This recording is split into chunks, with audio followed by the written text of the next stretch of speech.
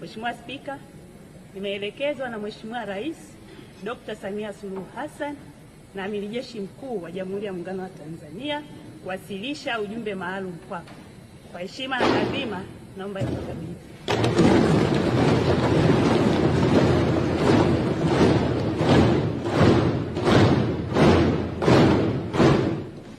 Waheshimiwa wabunge, uteuzi wa Waziri Mkuu wa Jamhuri ya Muungano wa Tanzania.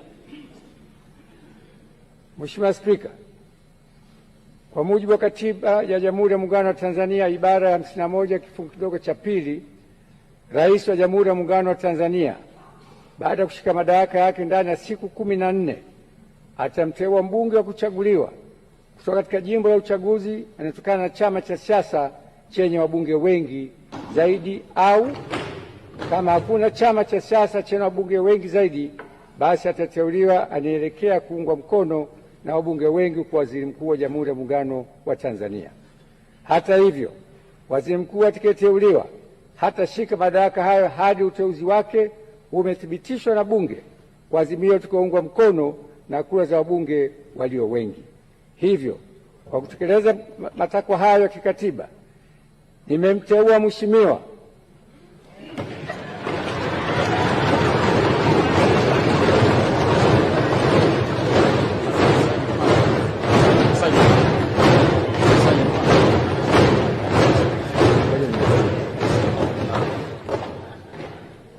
Daktari Mwigulu Lameck Nchemba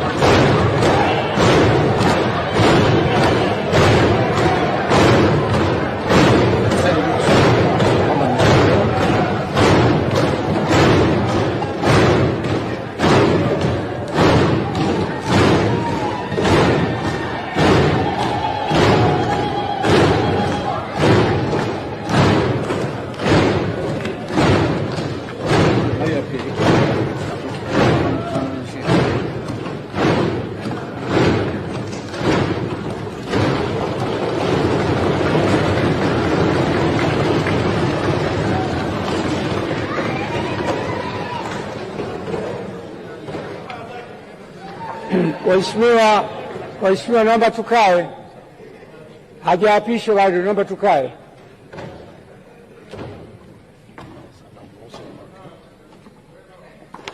Sasa namruhusu mwakilishi wa Mheshimiwa Rais aweze kurudi kwenye majukumu mengine. Asante sana kamanda.